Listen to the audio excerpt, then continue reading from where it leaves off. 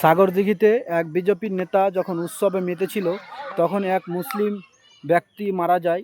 সেই গোরস্থানের কাছে যখন ঢোল বাজনা নিয়ে যায়, সে বিজেপির নেতা বলে যে তোমরা ঢাক বাজনা তোমরা থামাও কেন, যে আমাদের এক ভাই মারা গিয়েছে।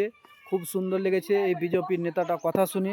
আলহামদুলিল্লাহ, আপনারা ভিডিওটা অবশ্যই দেখেন যে কি বলছে বিজেপির নেতা। আমাকে তো খুব ভালো লেগেছে, আপনারা কেমন লেগেছে আপনারা ভিডিওটা অবশ্যই দেখবেন, তাহলে ঠিক আপনাদের কাছে হাত জোর করে অনুরোধ করছি, কোন একজন আমাদের ভাই আমাদের সঙ্গী মারা গেছেন, সামনে কবরস্থান, কবর দেওয়া হচ্ছে, এমতো পরিস্থিতি হয় আমি এখানে শেষ করব। আর আপনারা যদি আগে যেতে চান কোনো কথা আওয়াজ বলবেন না, যদি এই শপথ করেন তাহলে আমরা আগে হেঁটে যাবো, তাহলে আমি এখানেই শেষ করবো। একেবারে